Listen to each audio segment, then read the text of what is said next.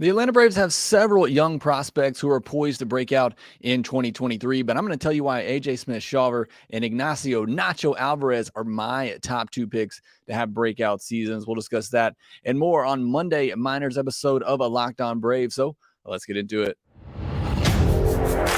You are Locked On Braves, your daily Atlanta Braves podcast. Part of the Locked On Podcast Network, your team every day.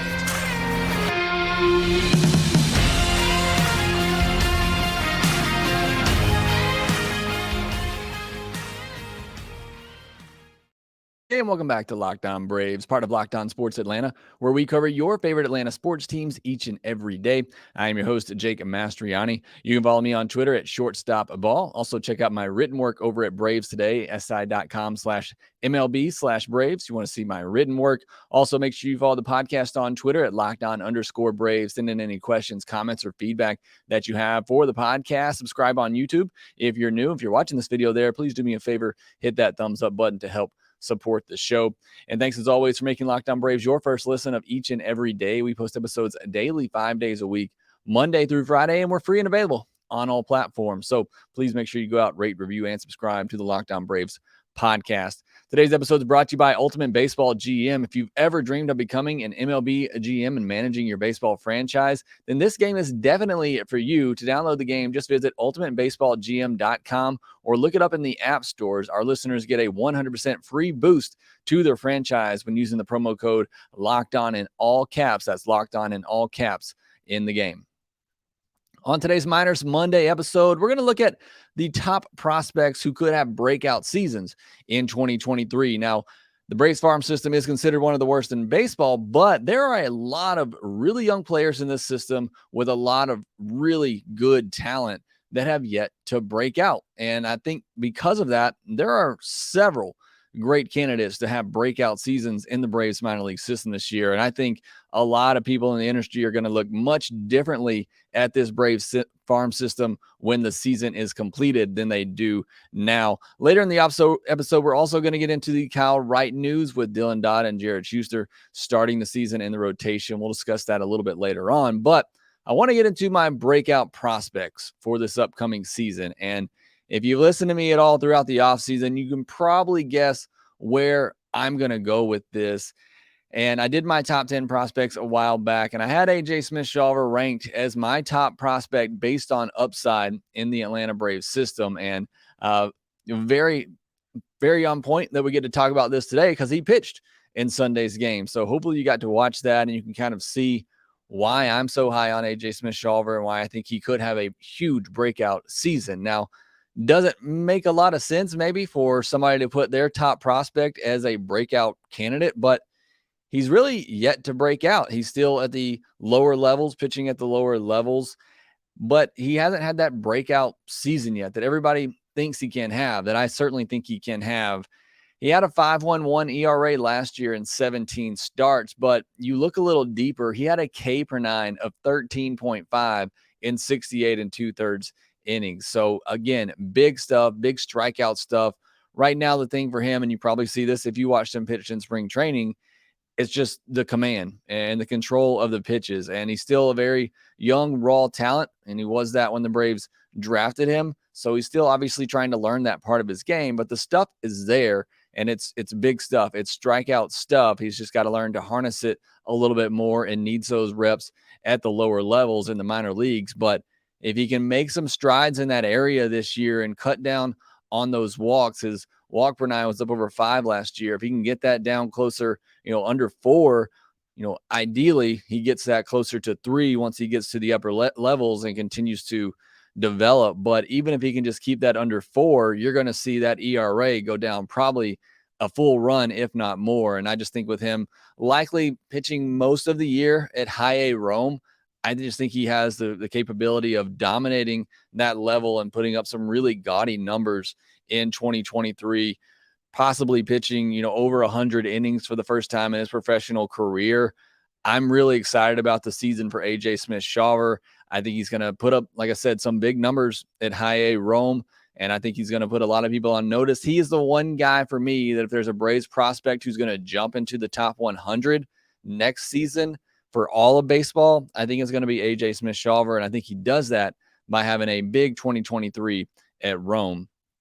Now, the other guy, and you all know I love me some nachos, Ignacio Nacho Alvarez is my other breakout prospect candidate for the Braves. Somebody I've talked about a lot. Nobody knew who this guy was when the Braves drafted him. And then, I was going back watching David McCabe and those guys and Drake Baldwin to see them because they were bats that we did know some about and I was excited about after the draft. But as I was watching them, and this guy, Ignacio Alvarez, kept coming up to the plate and he looks like a hitter. And again, that's my, scouting take on it. And I know that's not much, but when I watch him hit, he seems like a hitter. He seems very comfortable in the box. It's a very fluid and natural swing. The bat to ball skills are there. You can see that as he walked 26 times and struck out just 15 times last year and 122 plate appearances. Yes, at the lower levels, but still the bat to ball skills, making hard, consistent contact, in a small sample size at lower levels, but was very, very encouraging from Ignacio Alvarez. So I'm really excited, maybe more than any other prospect in the system, to see how he follows that up this year. Again, probably will be in high A Rome as well. And I think he's somebody, even though he'll turn 20 in April, he's still really young. I think he's somebody that could move pretty quickly because I just think the approach is there. I think it's mature. I think the bat to ball skills are really good. I think he's somebody like a Vaughn Grissom who showed that type of maturity at such a young age at the lower levels that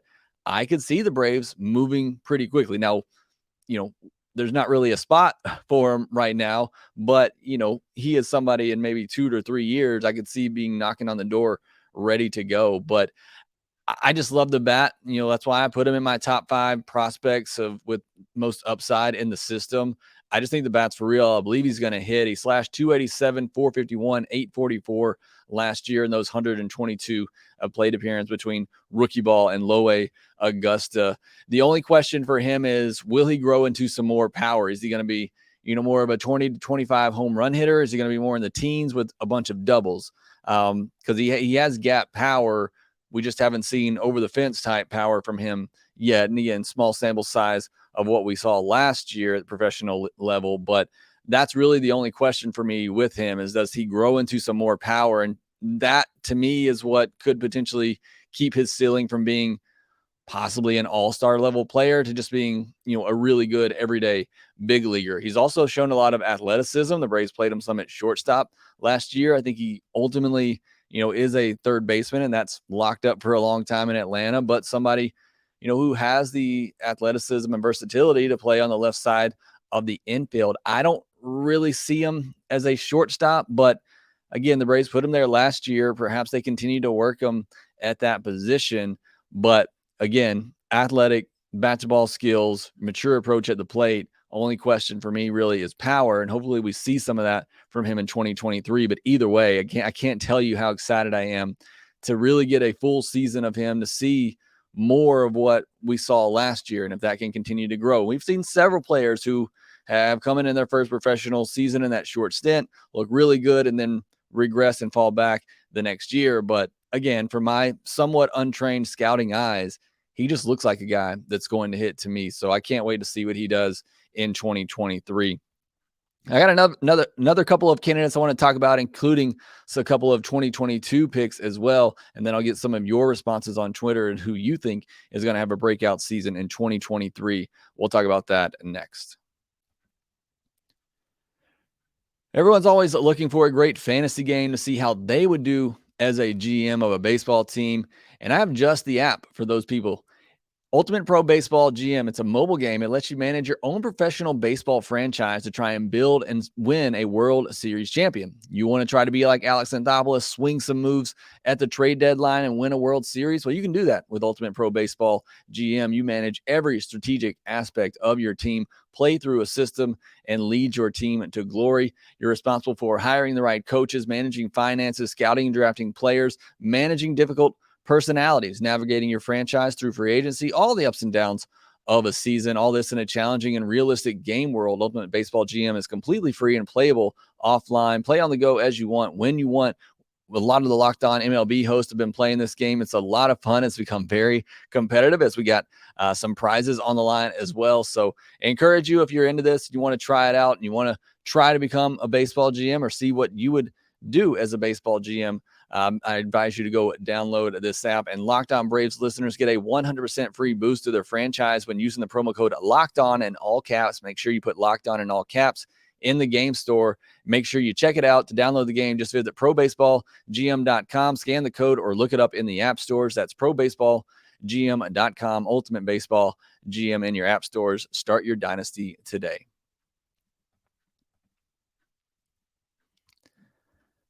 All right, it's going to be a big week on the podcast. It's opening day week, and I should have come with more energy with that at the top, but this is opening day week. I cannot believe that it is here. We're going to have a lot of great coverage. I'm going to have Grant McCauley on the podcast with me later this week as we give our predictions for the upcoming season. We'll have our NL East preview roundtable coming out this week as well. So it's going to be an exciting week on the podcast. I can't wait for the season to begin. And if you're not already following me on Twitch, make sure you go to twitch.tv/shortstopball. I'm going to be streaming pretty much all day on opening day. I'm going to be streaming as well during the Braves game. If you want to come watch the game with me while I play some MLB The Show. And then right after that, me and Grant will do the postcast. So we'll be back doing the postcast again this season. Me and Grant will talk more about that later in the week. But I can't wait. We are here. It is opening day week. We will have actual games that matter, other than the World Baseball Classic games that didn't matter, and that was fun. But MLB regular season begins this Thursday with the Atlanta Braves taking on the Washington Nationals. So it is here. We've made it. That long, brutal offseason that it is. Baseball season is back. But let's jump back into our breakout prospects for the upcoming season. And a couple for me, right out of the 2022 MLB draft, Owen Murphy and J.R. Ritchie. You know, obviously, both of these are very high picks, so it would not be a surprise to see either or both of them break out this upcoming season, but they're both high school pitchers, and we've talked about them a lot, and I talked about this with Lindsey Crosby when I had him on the podcast. Both just seem so mature, and their stuff is good. Their approach is good. They have good command of their pitches. I could see them moving quickly. Now, I don't think the Braves are going to rush them or anything. It's probably, still at least 2 years away before we see one of them knocking on the door. But they also seem like guys that could dominate at the lower level. And I think they probably spend most of the year in A-ball, whether they start out in Augusta and move up to Rome, or they start in Rome and spend most of the year there. And I think they dominate at the lower levels just because I think they're both mature type pitchers who know how to use their stuff effectively, and their stuff is just that good. So I see them having very solid breakout years. I could see one of them having a great year in single A and them getting catapulted into a top 100 list, on one of the many top 100 lists that are out there for next season. So I think Owen Murphy and J.R. Ritchie, whichever one you prefer, I think they're both pretty similar. I know some people prefer Murphy, some say Ritchie, but I think they both have a ceiling as a number 3 starter. And I think it's a pretty safe bet that they reach those ceilings. Perhaps there's a little bit more as they grow and mature, but I'm really, high on both of them. I think they're going to have good seasons in 2023. Now, Cole Phillips, Ambioris Tavares, and Spencer Schwellenbach, all 3 guys that I'm very high on, but I'm not putting any expectations on them for 2023. Phillips and Schwellenbach in particular are coming back from Tommy John surgery, so this is their year to kind of get reacclimated or acclimated to professional balls. Neither of them have pitched in professional ball either, so I don't really put any expectations on either of them this year. If they come out and have great seasons, it would not be all that surprising, but it's really going to be 2024 for those two, and I look for them to have their breakout seasons. As for Tavares, still just really young, 19 years old. He had injury last year that delayed him as well, so we got to see very little of him in rookie ball. Likely see him start the year in low A, Augusta. Again, him kind of getting acclimated to the States, getting acclimated to full season ball. Not going to put high expectations on him this year, but again, would not surprise me if he has somewhat of a breakout season. My dark horse, and again, you listen to me in the offseason, you may know this is coming as well. We've got to see some of him in spring training. But my dark horse candidate is Kevin Kilpatrick. I just love the athleticism from this guy. Maybe the most athletic player in the Braves system. He's going to strike out a lot. You even saw that at the lower levels last year at professional ball, but he also hit 9 doubles, a triple, and a home run in 32 games last year, stole 10 bags as well. Just gives you a little bit of everything, and he has that potential to be a 5-tool type of player, and I just think he's somebody that if he puts it all together, another really raw talent, but a guy the Braves took at the back half of the draft last year that I think has tremendous upside, and if he can put it together with all those tools, I just think he has the ability to become a breakout candidate and really get the attention of a lot of prospect evaluators in the Braves as well this upcoming season. And then I wrote down Braden Shoemake. Does he count? He's been in the system for a long time, but what we saw in spring training, if the bat is for real, and we know the defense is there, and we got to see that in spring training, but if the bat is for real and he goes to AAA and continues to hit like that, and let's say he's a 280 hitter and a 330, 340 on base guy at AAA and shows 15 to 20 home run type power, that's a breakout season in my mind for Braden Shoemake. He had a little bit of a breakout season after he got drafted in 2019, and then it's been kind of down ever since then. But if he shows that potential with the bat at AAA in 2023, first of all, he may not be at AAA very long. He may get called up, but it could be a breakout season for Braden Shoemake, which is kind of odd to say because it seems like he's been around for so long. Now, Twitter responses, Austin Kane said Spencer Schwellenbach. I talked about him. I'm not putting expectations on him this year, but I do think he's a breakout candidate for 2024 for sure. But I am excited. He's another player that I'm just really excited to see in 2023. Big Dog Fan says J.R. Ritchie. We talked about Ritchie. He may have the better upside. Again, I go back and forth on both of these guys, but somebody that can reach the upper 90s obviously comes with a little bit of upside. Razor Reb also said Schwellenbach. Steve Lamb said Dylan Dodd, and I did not mention Dylan Dodd or Jared Shuster. We're going to talk more about them here in a second, but I do think it could be a breakout year for Dylan Dodd. I really just kind of didn't focus a lot on the players at the upper levels, but could be a breakout season for Dodd and Shuster. You could say perhaps last year was Dodd's breakout season. You could perhaps say the same for Shuster as well. Michael Honcho says Nacho Alvarez, fitting that somebody with the name Honcho picked Nacho as their breakout candidate. Zach picked Nacho as well. And Caleb Koo says Kadon Morton and Stephen Paolini.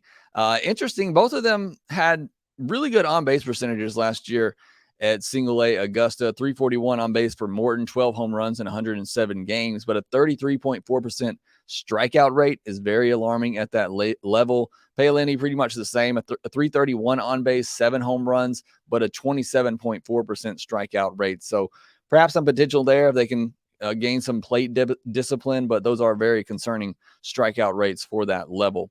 All right, next we'll get into the news of the day on Sunday with Kyle Wright getting some more time before coming back, which means we will have Dylan Dodd and Jared Shuster in the starting rotation to begin the season. We'll talk about that next. The Built March Madness bracket is here. The time you're listening to this, the Final Four will be set. And we know you have your favorite bar or puff. So now's the time to make it count. Go to BuiltMarchMadness.com to vote for your favorites. You know I'll be voting for that cookies and cream. And if you want the Braves to win the World Series, you will vote for cookies and cream as well. Go support your team in the March Madness and also support your bar or puff at BuiltMarchMadness.com. And when you vote for your favorite bar or puff, you'll be entered into a drawing where 50 Locked On listeners will get a free box of Built. Not only that, but one Locked On fan will win a 12-month subscription to Built to have Built's best bars or puffs delivered monthly straight to your door. You got to try Built. Built is the best protein bar out there, maybe ever. Seriously, they got so much going on for them. They're so good for you, and they're also great for you as well. They're high in protein, low in sugar, covered in 100% real chocolate. That's right. 100% real chocolate, so you can't go wrong there. Run to BuiltMarchMadness.com right now to vote for your favorite bar or puff and pick up a box while you're there. You can vote every day in March, so hop in and support your pick as March is running out soon as we're getting ready for opening day of baseball season. We'll start with the news from Sunday because pretty significant news here. And Kyle Wright, he's going to start the year on the IL. I had kind of been hinting at this all last week, and I think it just makes a lot of sense to give Kyle Wright some more time to get back. Since you have Shuster and Dodd both throwing the ball really well in spring training and both deserving of an opportunity, no reason to really rush Kyle Wright back. No huge concerns there, and Wright himself said he expects to be back for that first home series of the year, but I just thought it made a lot of sense, and I thought there was a good chance that this might happen, and Kyle Wright will start the year on the IL, so Jared Shuster and Dylan Dodd will both be in the starting rotation to begin the season. Who would have thought that coming into spring training? Wright will start one more game against minor leaguers, and then he'll make one start for Gwinnett, and then like he said, he could be back for that first home series. So it looks like Shuster will pitch the third game of the series. It'll go Fried, Strider, Shuster, Morton, and then Dodd, and then Fried again, and then Spencer Strider, April 6th, the Braves home opener. I'm super pumped about that because I'll be in attendance. So you get to see, if you're going to the home opener for the Braves, you get Spencer Strider on the mound against the San Diego Padres. So that'll be a lot of fun. And then we'll see what happens that next time through the rotation, if Wright is ready by then or if Dodd gets another start. The way they kind of put it in the pecking order there, I guess they could insert Wright either way they wanted to, but that will work itself out. A lot of people have asked me about the possibility of going to a 6-man rotation. Snicker's been hesitant to do that or even mention it as a possibility in the past. I know he's been asked about it a few times and he's kind of just shot it down. I've always been of the mindset that if you have 6 starters who are going to give you a chance to win every day out, I think it makes sense because, as I talked about, last week when I talked about the starting pitching preview for this year, you want your best guys healthy for the postseason. I don't want to put, the cart before the horse. I feel like this Braves team is going to make the postseason fairly easily. And if I have to come back and eat those words, then so be it. But this team on paper is a postseason team, whether that's the division or one of the 3 wild card spots. I feel like they're going to make the postseason. So keeping your guys fresh and healthy for the postseason, in my mind, should be of utmost importance. You saw what happened last year. The Braves used all their energy to track down the Mets. Fried's not healthy at the right time. Strider's not healthy at the right time. And you saw what that did to the Braves in the postseason. So if you can go to a 6-man rotation and you have 6 guys, and this is key, you got to have 6 guys who you feel like give you a chance to win each time out. I feel like that's the route to go, try to save some innings and try to keep guys healthy for the postseason. But you're also taking starts away from Max Fried and Spencer Strider, and you don't want to do that as well. So I understand not wanting to go to a 6-man rotation, and this stuff ultimately works itself out for the most part in the end. But Braves are in a very good position, obviously, but I just thought it made too much sense not to not rush Kyle Wright back and just let Dodd and Shuster begin the year in the rotation. Nick Anderson and Michael Tonkin will begin the year in the opening day bullpen, with Ignacio and Wright being on the IL. Dodd will not be added until he's needed on April 4th.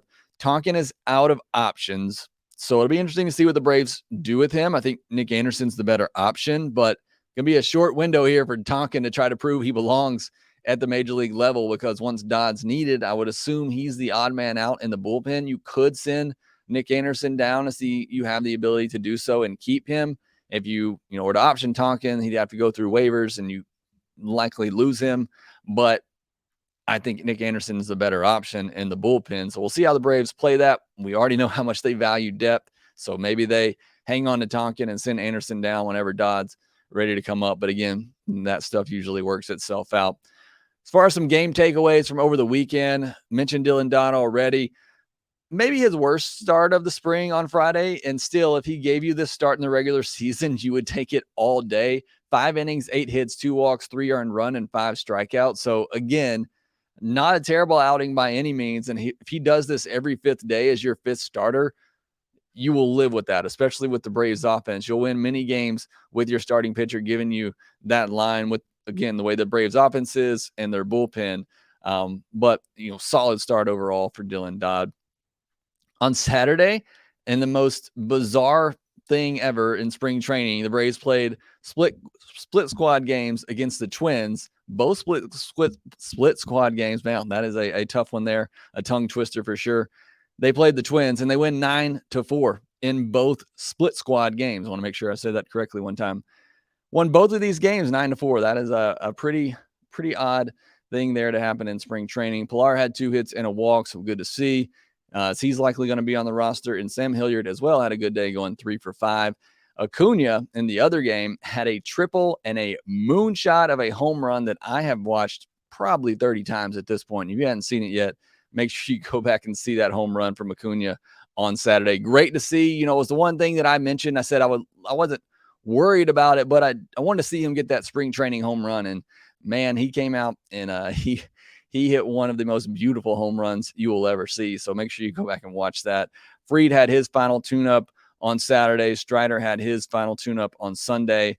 Riley had an Oppo taco on Sunday as well. Shout out to Brian Jordan. Won't be part of the broadcast anymore, but an Oppo taco and just a beautiful swing that he laced out to right center field. So Riley, and I feel like he's kind of gotten overlooked. He's had a really good spring training as well, but because Matt Olson has just been fantastic, otherworldly in spring training, I feel like Riley's somewhat been overlooked, and he kind of got off to a slow start, but he has really heated up here lately. Those two batting 2 and 3 in the low order, not to mention Ronald Acuna Jr. at leadoff. I mean, that potentially could be the best 1 through 3 in all of baseball with the way they're going.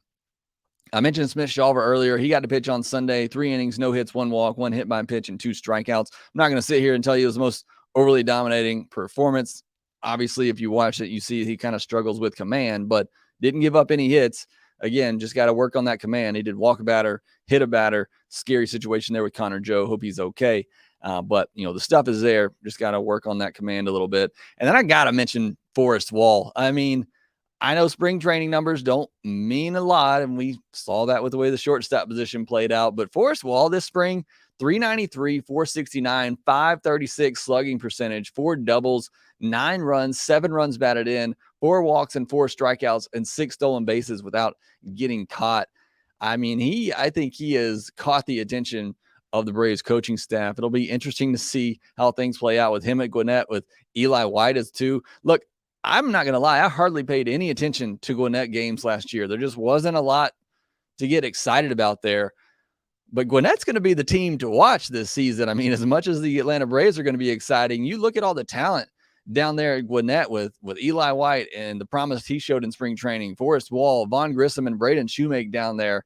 All the starters that are down there, Ian Anderson and Bryce Elder, Michael Soroka will be down there at some point. You know, whoever gets kicked out of the rotation between Shuster and Dodd, Gwinnett's going to be the place to be. And it's going to be a lot of fun to see that. And again, makes me so excited that that's the case, because coming into spring training, my biggest concern just was upper level depth in the farm system. And I feel so much better about that now as opposed to at the beginning of spring training. So that is certainly a positive sign for the Braves. All right, that'll do it for this episode of Locked On Braves. Again, going to be a big week, opening day week on the podcast. So make sure that you are subscribed to Locked On Braves where you get your podcast. Subscribe on YouTube as well. And thanks as always for making Locked On Braves your first listen of each and every day. Now go make your second listen, the Locked On MLB Prospects podcast with host Lindsey Crosby, who's talking about the biggest and brightest stars of tomorrow. Again, thanks for listening. Be sure to follow us on Twitter at LockedOn_Braves. Follow me at Shortstop Ball. Follow me over on Twitch at twitch.tv/ShortstopBall. I'll be doing some watch parties throughout the year during Braves games. You want to come over there and check that out. Also, make sure you subscribe to the podcast wherever you get your podcast. Subscribe on YouTube. If you're new, hit that thumbs up button. If you're still watching that video, I do really appreciate it. And we will talk to you next time.